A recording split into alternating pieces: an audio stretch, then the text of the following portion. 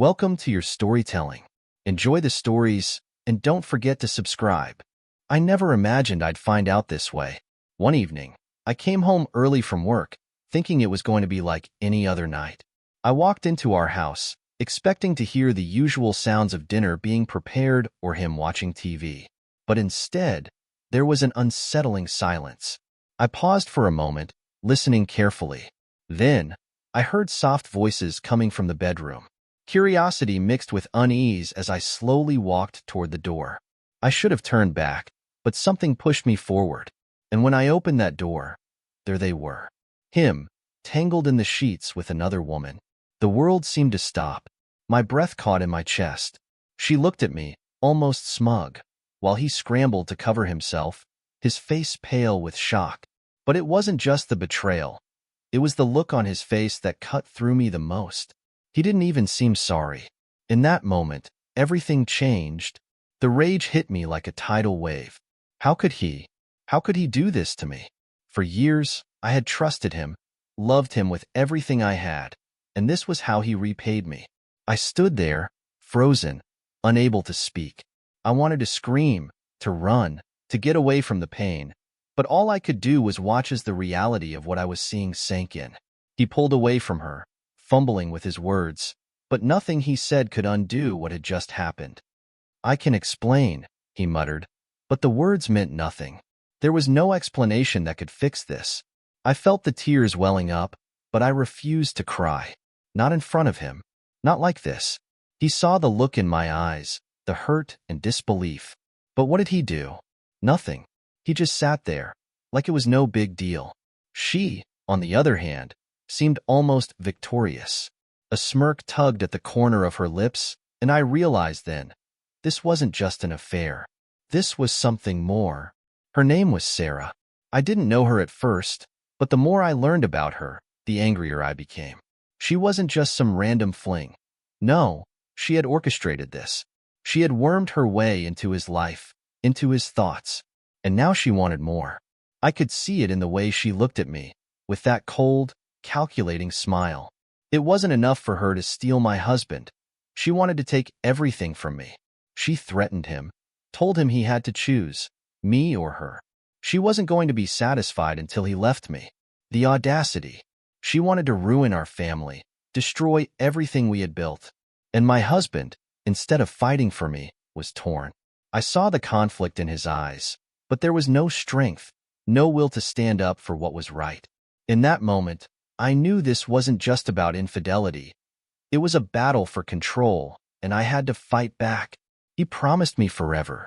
I had trusted him with everything I was. Our love, our home, our dreams. He knew all of it. And yet, here he was, standing next to her, a woman who meant nothing but chaos to me. As I watched him, I couldn't help but wonder, what was it about her that made him forget us? Was I not enough? The questions swirled in my mind, each one more painful than the last. I felt like I was losing a part of myself, a part that I had given him so freely.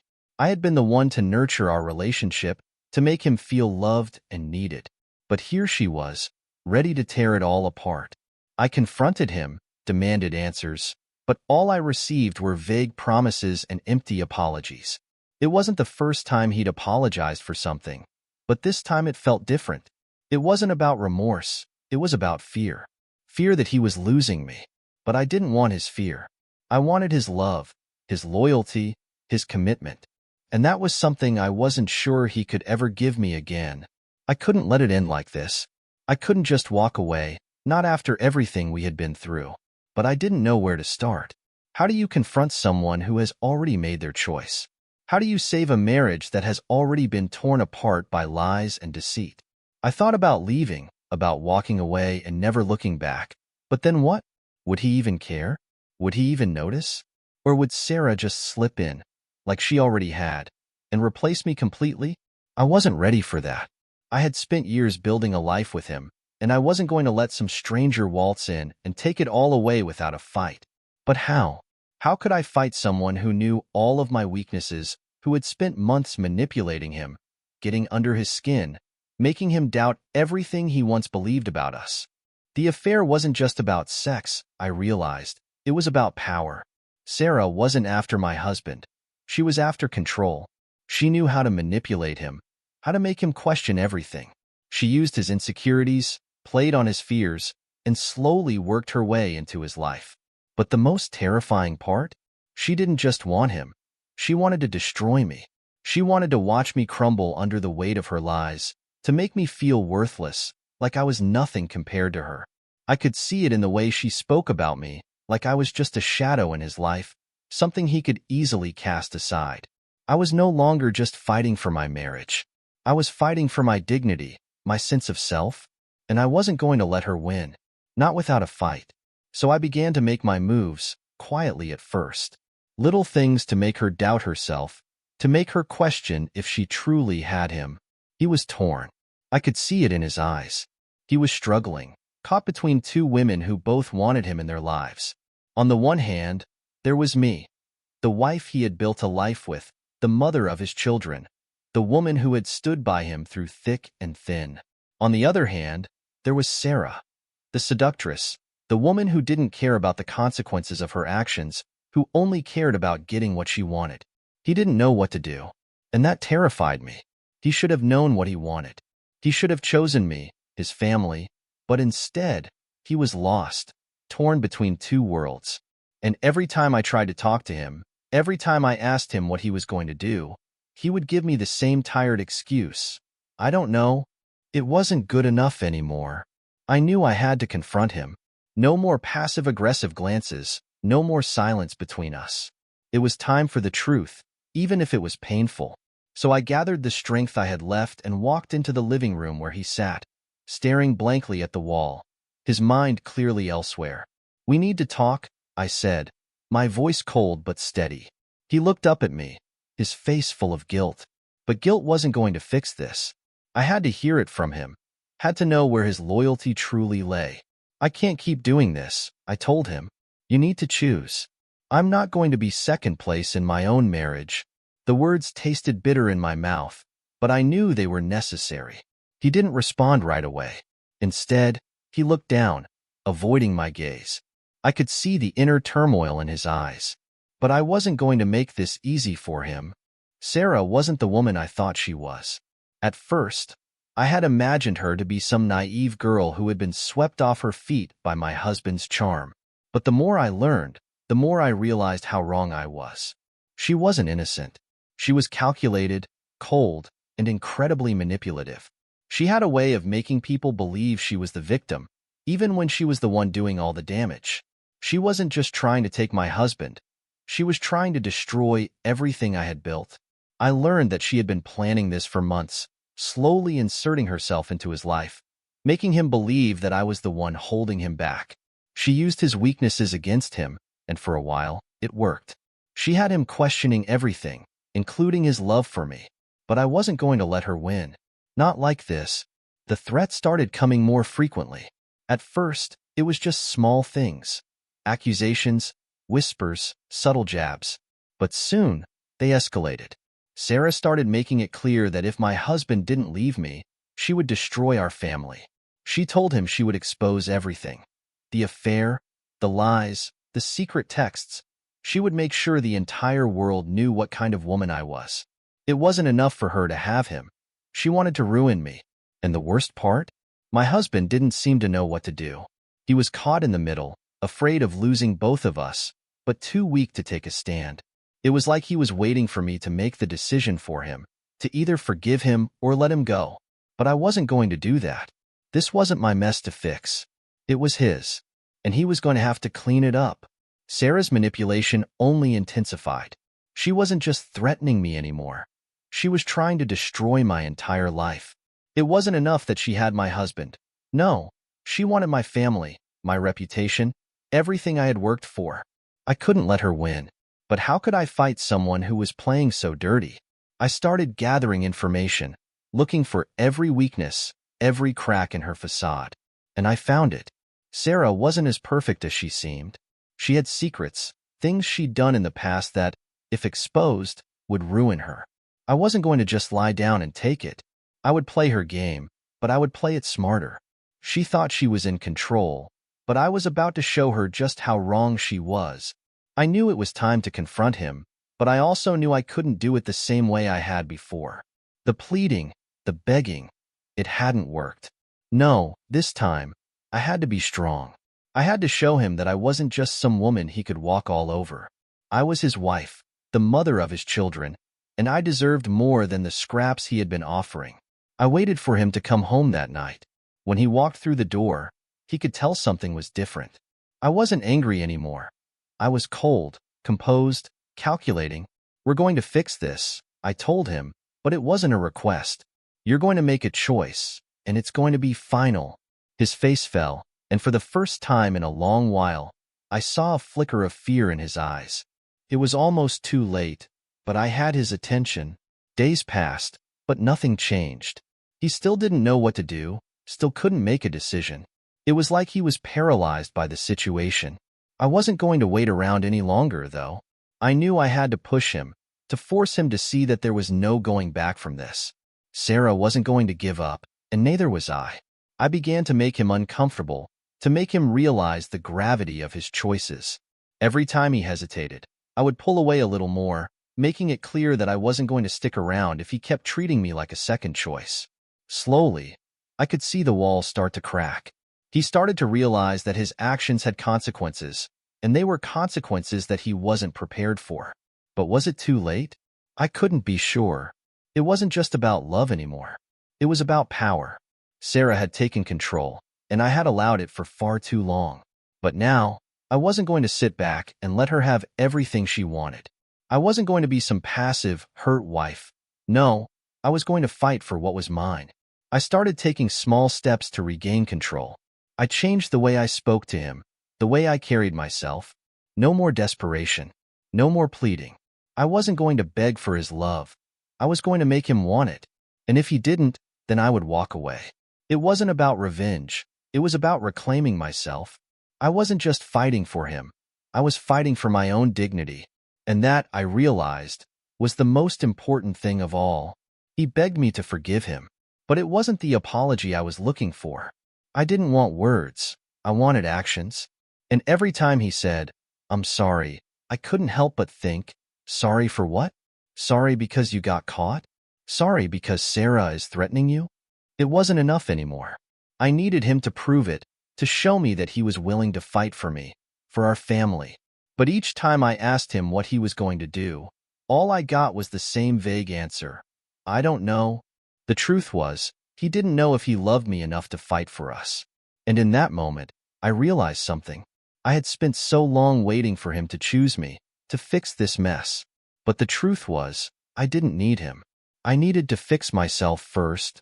Sarah wasn't just playing with my emotions anymore. She was playing with my future, my children's future. I couldn't let her do that. I began gathering evidence, pictures, texts, recordings. I was going to expose everything. If she wanted to ruin my life, I would make sure she couldn't do it without consequences. The more I learned about her, the more I realized just how deep her lies ran. She wasn't the sweet, innocent woman my husband thought she was. She was manipulative, conniving, and willing to destroy anyone who got in her way. I started using her own tactics against her, planting seeds of doubt in her mind, making her question whether she was truly winning. And soon, I could see the cracks forming in her carefully constructed facade. She wasn't invincible, and I was going to make sure she knew it. Every move I made, every decision I took, seemed to have a ripple effect. Sarah wasn't just watching from the sidelines anymore. She was desperate, paranoid. She could feel that something was shifting, and it made her reckless. I took advantage of her instability, making small but calculated moves to destabilize her grip on my husband. I would plant little seeds of doubt in his mind about her, how she was manipulative, how she had been using him for her own gain. Each time, he looked less certain about her. I could see him questioning her, even if he didn't fully admit it. But with every doubt I planted in his mind, Sarah fought back harder. She became more aggressive, more vocal. But that only made her look more desperate, and I was ready to let her expose herself. The battle was on, and I was no longer going to sit back quietly. One evening, I confronted him again, but this time, it wasn't about forgiveness. It wasn't about begging him to choose me. This time, it was about laying everything on the line. I'm not going to fight for you anymore, I said calmly. His eyes widened in confusion, and I saw the fear flash in them. You need to choose. Either you leave her and fight for your family, or you walk away completely. I can't do this anymore. There was no begging, no pleading, just a firm declaration. I knew the words hit him hard. The power dynamic had shifted. For the first time in months, I had the upper hand. He was silent for what felt like an eternity, and just as I thought he might break down and tell me what he truly wanted, he shook his head. I don't know, he said quietly. It was the answer I had feared, but at the same time, I felt relief. I could see now that this wasn't just about me anymore. It was about him, his indecision, his lack of commitment. That night, I didn't cry. I didn't scream. I just felt an overwhelming sense of finality. I had given him all the chances in the world, and he had chosen indecision. That was the moment I realized I had to let go. It was no longer about winning him back. It was about winning myself back. I packed a bag that evening, not to leave, but to show him that I wasn't afraid of being alone. I wasn't afraid of walking away. For so long, I had been terrified of losing him, but now, the thought of losing myself was even scarier. I went to bed that night with a sense of peace I hadn't felt in months. The next morning, when he came downstairs, I was already gone. Gone emotionally, gone mentally. I had checked out. It was no longer about the affair. It was about reclaiming my power, my dignity, and in that moment, I realized something. I was stronger than I had ever been. He didn't leave. Not right away, anyway. But something changed. He started seeing me differently. Maybe not as the woman he once loved, but as a force to be reckoned with. Every conversation we had from then on felt like a battle of wills. He still loved me, in some way, but the fear I saw in him told me everything I needed to know. He feared losing me more than he feared the consequences of his actions. But I wasn't going to let that guilt be the reason he chose me. I needed him to choose me because he wanted to, because he saw the value in what we had, before Sarah, before all the lies. I needed him to see the woman I had become, not the woman he had taken for granted. As the days passed, I kept my distance. I didn't make things easy for him. He had to work for my trust, and I wasn't going to hand it over without him earning it. The stakes had been raised, and now it was up to him to figure out where he stood. As the weeks went by, things started to shift. My confidence grew. I stopped thinking about what he was doing or where he was. I focused entirely on myself, on my own healing, my own growth. I enrolled in a self-defense class, took up hobbies I had put aside for years, and started surrounding myself with people who truly supported me. I realized that I had forgotten who I was for so long, had let myself be defined by him and his decisions. But not anymore. I was reclaiming my life. I began to feel a sense of empowerment I hadn't known I had. And strangely, that made him take notice. He saw me flourishing without him, and it terrified him. He began to question whether it was too late to repair our marriage, and whether I would even want him anymore. But I didn't care about his doubts anymore. I had moved on, at least emotionally. The phone call came late one evening. I was out with friends, laughing, enjoying myself. When I saw his name on the screen, I almost didn't answer, but something inside me made me pick up. "We need to talk," he said, his voice shaky. I felt a strange mix of emotions. Part of me wanted to tell him to go to hell, but another part of me wanted to hear what he had to say. "I've been thinking about everything," he continued. "About us, about what I've done. And I'm sorry. I know I've hurt you, and I don't know if I can make it right, but I want to try." For a brief moment, I felt a flicker of hope, but I quickly squashed it down. "You can't fix this with words," I replied. "Actions speak louder, and I'm not going to wait around for you to figure it out. I'm done being your safety net. You need to choose, her or me." The next few days were tense, like walking on eggshells. I could tell he was conflicted, unsure of what to do next, but I wasn't going to make it easy for him. I had been living in limbo for far too long, and I couldn't do it anymore. His apology was just words until he proved he meant them.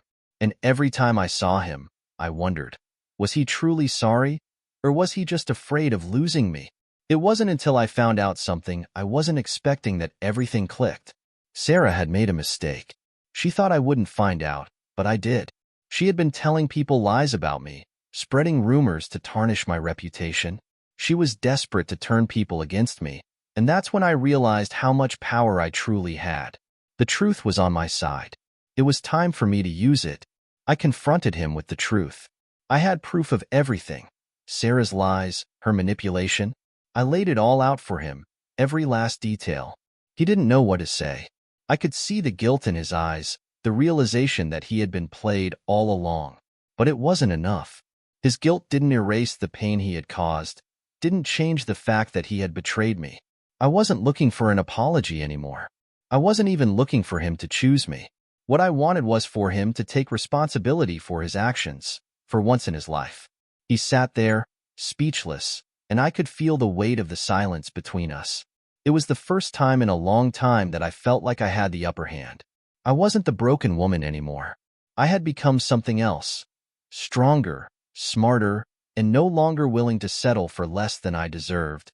His silence was deafening. For the first time, I didn't feel the need to fill the space with words. I let him sit with his guilt, with the realization of what he had done. It wasn't about forgiveness at that moment. It was about him understanding the depth of his betrayal. I wasn't going to beg for his love anymore. I wasn't going to cry or plead. I just stood up, turned around, and walked out. I didn't need him to make this right. I was making it right for myself. As I walked out the door, I felt a sense of liberation. For the first time in years, I wasn't waiting for someone else to fix my life. I was fixing it myself. The woman I had been was gone, and in her place was someone who knew her worth, someone who would never let herself be treated like that again. The next few weeks were the hardest. He tried reaching out, tried to make amends, but I was resolute. I couldn't go back to that life, that woman who had accepted scraps and called it love. I was rebuilding myself from the ground up. I focused on my work, my friends, and most importantly, my children. They were the ones I had to be strong for. But Sarah didn't let up. She was still trying to convince him to leave me, still whispering in his ear, feeding him lies. But I wasn't worried anymore. I had learned that I didn't need to fight her. I needed to let her self-destruct. And sure enough, the more she pushed, the more desperate she became. She started to alienate him, pushing him away with her neediness and her lies. He began to see it. He started seeing her for what she was, a manipulator, a destroyer. And for the first time in a long time, I didn't feel like the villain in this story. It wasn't until one late-night conversation that I finally got the closure I had been craving. He called me, his voice tired but sincere. "I've been thinking," he said, his words measured, as though testing the waters. "I see now that I've lost everything. My family, my self-respect, my life." I didn't say anything at first. I needed to let him speak, needed him to take full ownership of his actions. "I can't undo the past," he continued, "but I want to be better. I don't know if I can ever make this right, but I need to try." I listened carefully, hearing his desperation, but I didn't rush to forgive him. "I'm not sure what you want from me," I said, my voice steady, "but you've lost me. I don't know if there's anything left to fix." It was the hardest thing I had ever said, but it was the truth. I had already started to heal, and I wasn't going to let him destroy my progress. After that conversation, things changed. He stopped trying to win me back and started working on himself. I didn't watch his every move anymore. I had learned that I couldn't control his actions. I could only control my own. I focused on moving forward, taking care of myself, and becoming the person I had always wanted to be. Slowly, I saw changes in him, but it was too little, too late. I wasn't interested in a broken man trying to rebuild himself on the ashes of our marriage. I didn't need him to be fixed. I needed someone who could stand beside me, not someone who required fixing. The decision had been made. I was done.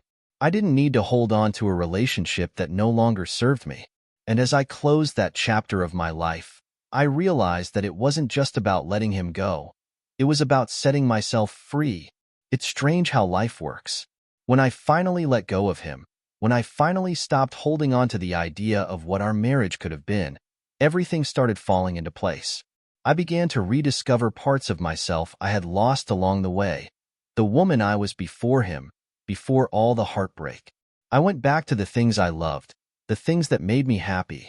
I spent more time with my children, focused on building a future for us, one that didn't rely on anyone but myself. And slowly, I saw the joy returning to my life. I wasn't waiting for him to fix things anymore.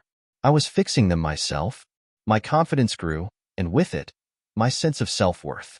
I was no longer the woman who had put up with betrayal. I was the woman who had walked away from it. As the months passed, I began to see the full scope of what had happened. I had been so consumed with the pain of betrayal that I hadn't allowed myself the time to understand the depth of the damage it had done, not just to me, but to my family. The children had seen the cracks, felt the tension, even if I hadn't realized it. But now, as we moved into a new phase of our lives, I saw them thriving.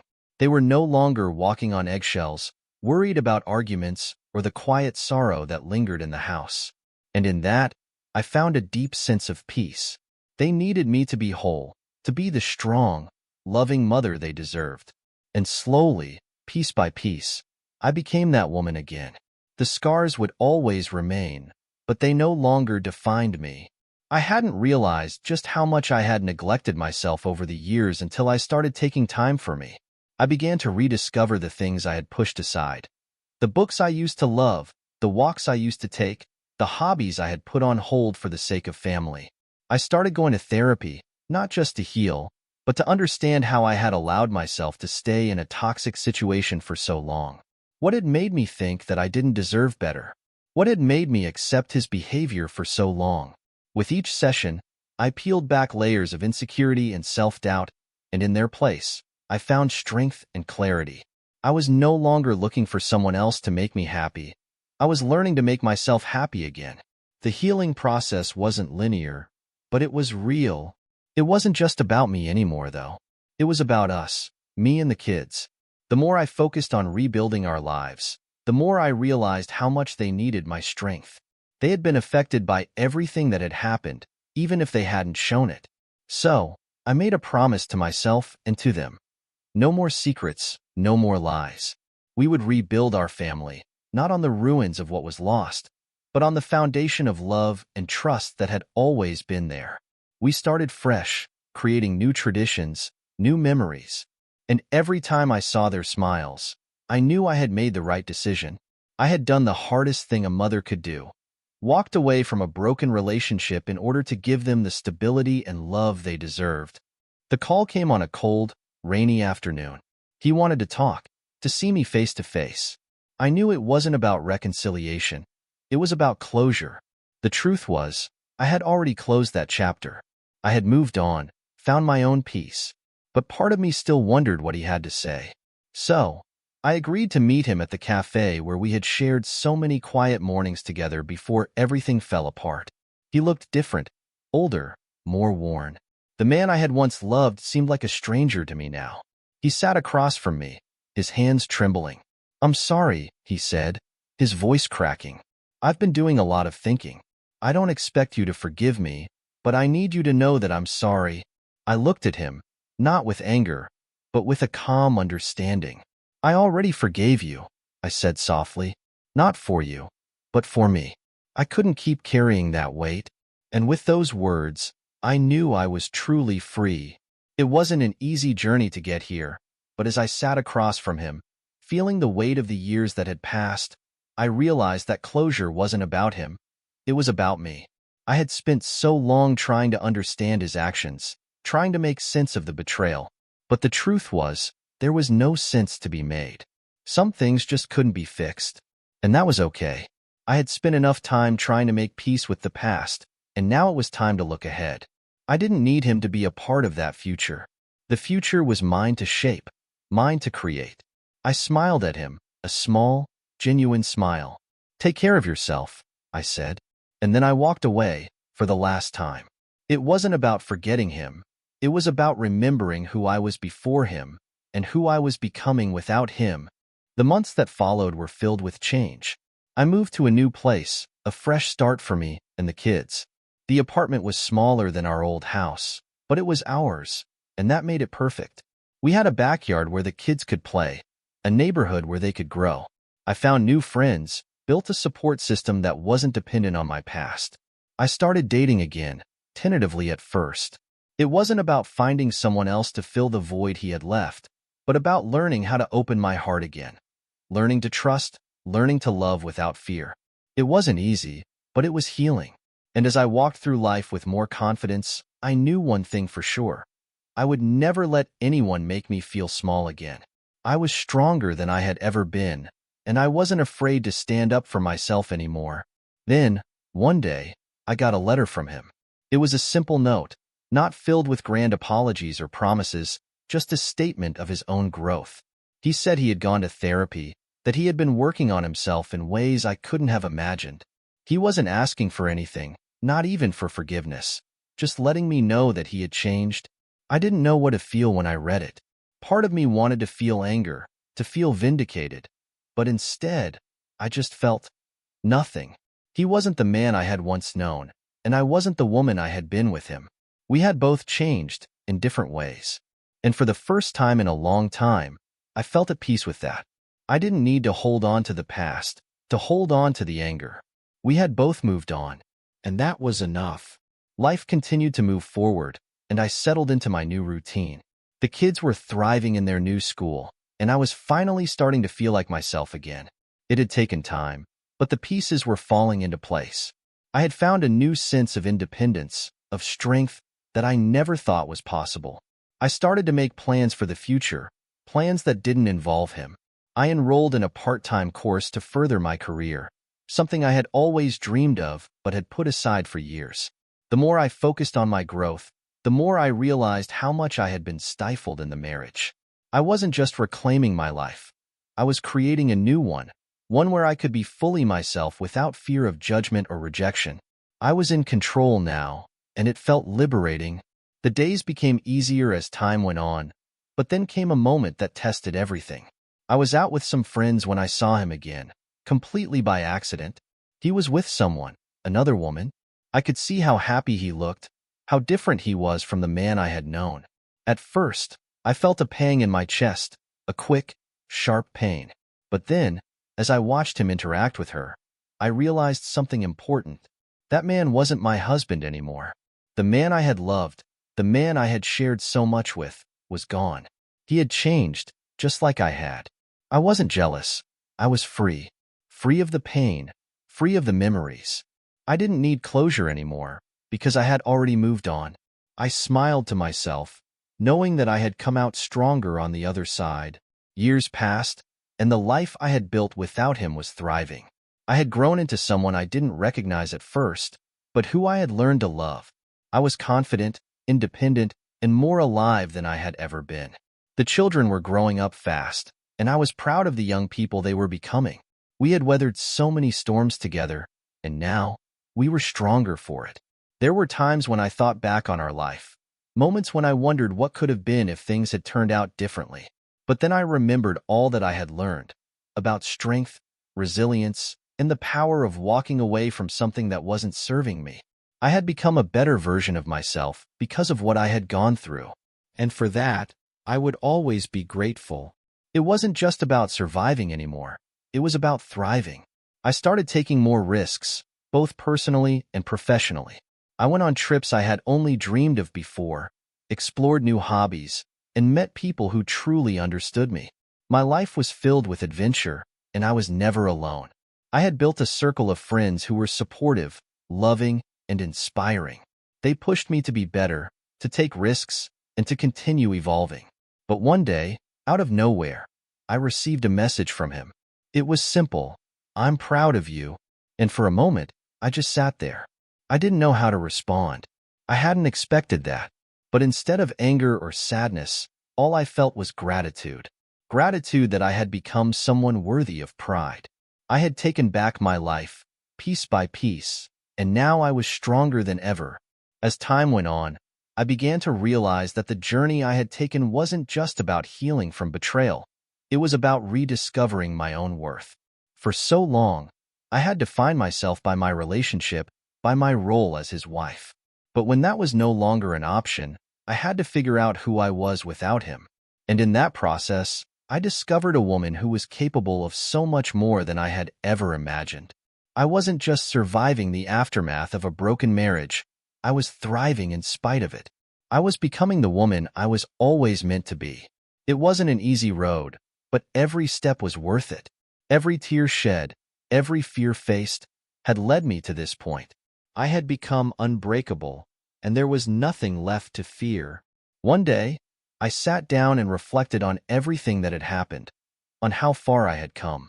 There had been moments where I thought I would never get through it, times when I questioned whether I could survive the pain. But here I was, stronger than ever, living a life that was mine and mine alone. The children were growing into beautiful, confident people, and I had played a part in that. I had done what was best for them, even when it was the hardest thing I had ever done. And now, as I looked around at the life I had built, I knew it was worth every sacrifice, every sleepless night, every tear. I was proud of who I had become, and I was no longer afraid of the future. I had faced my darkest days and emerged victorious. And there was nothing more powerful than that. It was then that I realized something important. I hadn't just been fighting for myself. I had been fighting for my children, for our future. The strength I had found was not just for me. It was for them too. They had seen me struggle, seen me break, but they had also seen me rebuild, rise, and thrive. And that was the greatest gift I could give them. They knew that no matter what life threw at them, they could overcome it. They could always rebuild, always fight for the life they deserved. I wasn't just teaching them how to survive. I was teaching them how to live with resilience and grace. And that made all of the pain worth it. The years that followed were filled with growth, change, and new beginnings. I met new people, explored new passions, and learned to love in ways I had never imagined. I wasn't looking for validation from anyone anymore. I had learned that the only approval I needed was my own. And when I looked at myself in the mirror, I saw a woman who had faced her worst fears and come out stronger on the other side. I had become someone I could be proud of. And that was all that mattered. No matter what the future held, I knew I could handle it. Because I had already conquered the hardest battle of all, learning to love myself again. Years had passed, and though the wounds had healed, I sometimes found myself reflecting on how different everything was now. The woman I had once been, the one who was afraid to speak her truth, to set boundaries, was almost unrecognizable to me. But I was proud of her, proud of the woman who had fought through the pain, who had found her voice in the darkest moments. That woman had given birth to the person I was now. I had learned how to stand tall again, how to embrace both the scars and the victories. And the most powerful lesson of all was that I didn't need to be defined by someone else's actions or by a past I couldn't change. I was defined by who I chose to be every single day. And every day I chose strength. One evening, as I was tucking my daughter into bed, she looked at me and said something that would stay with me forever. "Mom, I'm proud of you. You're so strong." It took everything in me not to cry. I hadn't realized how much they had seen, how much they had absorbed. The pain I had thought I was shielding them from had become the foundation for their own strength. It wasn't just about surviving anymore. It was about teaching them that no matter what life threw at them, they could rise. And in that moment, I knew I had done the right thing. I had given them the gift of resilience. That gift was more important than anything I could have given them. One day, after months of reflection and healing, I realized that I no longer had any anger left toward him. I had carried it for so long, but it was no longer mine to hold. I had let go of the bitterness, the resentment. It wasn't forgiveness, not for him, but for me. I no longer needed to hold on to the weight of the past. I wasn't going to waste another minute of my life consumed by anger. Life had too much to offer me, too many beautiful things to focus on. The children were flourishing, my career was growing, and I was at peace. I didn't need anything from him anymore. I had everything I needed within myself, and that realization was more freeing than anything else. I remember the first time I saw him again, years after the divorce. I had no expectations, no plans to speak to him, but there he was, standing across the street as I walked with the kids. For a split second, I felt a wave of emotion, a rush of memories I thought I had buried. But then it passed. I was no longer that woman who had begged for answers, who had tried to fix what was broken. The woman I was now looked at him with a quiet understanding. He was a part of my past, but no longer my present. We shared a brief glance, and without a word, I turned and continued walking. That was all we needed. The chapter had closed, and it was time to turn the page. With each passing year, I saw my children grow into more compassionate, strong, and independent individuals. They had become the very people I had always hoped they would be, despite the rocky start.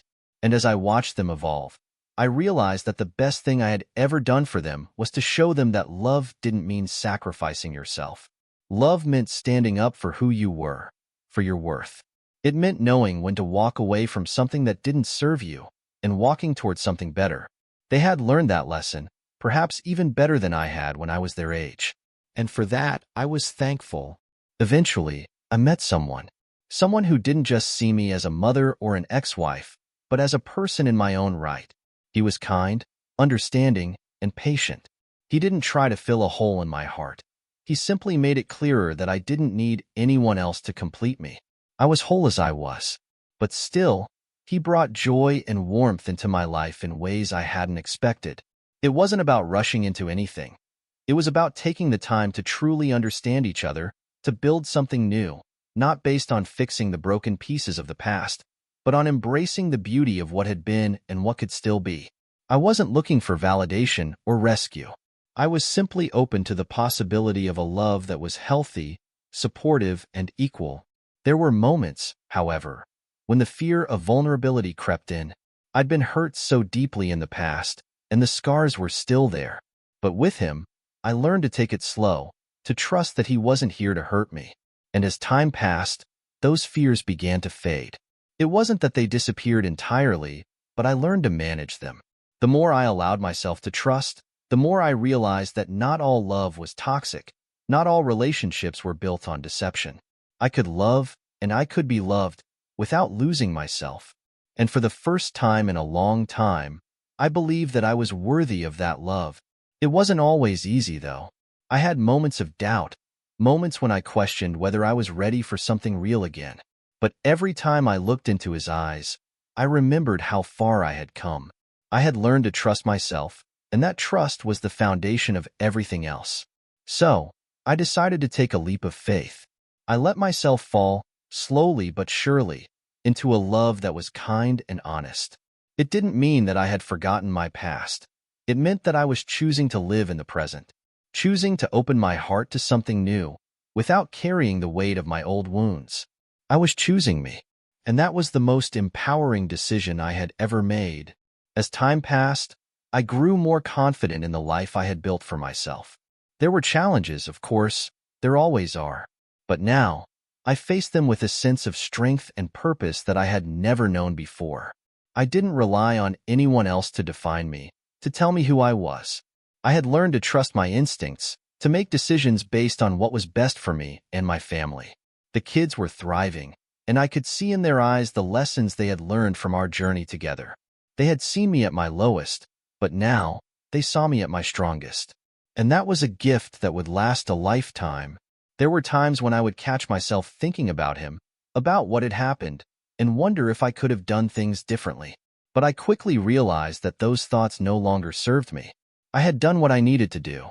I had fought for my happiness, for my children's happiness. I had made choices that were right for us, not for him, not for anyone else. And in those quiet moments of reflection, I felt nothing but gratitude. Gratitude for the journey that had brought me here, to a place of peace and clarity. I had become the woman I was always meant to be, and I was proud of her. The relationship I had with him was a distant memory now. It wasn't that I had forgotten. It was that I no longer needed to hold on to it. The bitterness, the resentment, had faded into the background, and in its place, there was just acceptance. It was part of my story, yes, but it no longer defined me. I had learned to embrace the lessons, to carry the wisdom of that experience without letting it drag me down. It was like carrying a heavy coat that no longer fit me. I was ready to shed it, to walk forward without it. And so, I did. I stepped into the future with open arms, ready for whatever came next. As I moved forward, I realized that my past wasn't something to be ashamed of. It had shaped me, yes, but it did not dictate my future. I wasn't the broken woman I had once been. I was whole, powerful, and capable of creating the life I wanted. The scars were still there, but they were reminders of how far I had come, of the strength it had taken to overcome the darkest days of my life. I didn't need to forget what had happened. I just needed to let it go. And that's what I did, day by day, step by step. I let go of the pain, the anger, the fear. And in return, I found peace. The new love in my life wasn't a savior. It wasn't about being rescued. It was about partnership, about two people coming together to create something beautiful, something healthy. I had learned the hard way what it meant to lose myself in a relationship. This time, I wasn't going to make the same mistake. We supported each other, grew together, and respected each other's individuality. It was the kind of love I had always dreamed of, but had never believed was possible. It wasn't perfect, nothing is, but it was real, and it was enough. It was more than enough. There were still moments of doubt, moments when I questioned whether I was truly ready to let someone in again. But with every passing day, I felt more certain that this was where I was meant to be. The fear didn't control me anymore. I had faced the worst, and I had survived.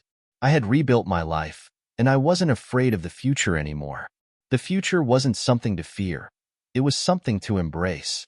And so, I did. I embraced it with open arms, knowing that no matter what challenges lay ahead, I was ready. I was ready for anything. As I sat with my partner one evening, watching the sunset with my children playing in the yard, I felt a deep sense of gratitude wash over me. I had everything I needed, everything I had fought for. It wasn't just the life I had built. It was the woman I had become in the process. I had faced heartbreak, betrayal, and fear, and I had risen from it stronger than ever. I had taught my children what it meant to stand up for themselves, to live with integrity, and to never settle for anything less than the love and respect they deserved. I had shown them that they were worthy of happiness, of peace, and of a life filled with joy. And in that moment, I knew that I had done everything I could to ensure their future was brighter than mine had ever been. The journey was long, and at times, it seemed impossible. But here I was, standing in the life I had created for myself and my family. I had done it. I had rebuilt, healed, and learned to love again. First myself, then someone else. I had found my voice, my strength, and my peace. And I had learned the most important lesson of all, that no matter what happens, no matter what storms life throws at you, you can always rebuild. You can always rise. And with that, I was finally at peace, because I had learned to never give up, to never stop fighting for the life I deserved. And now I was living it,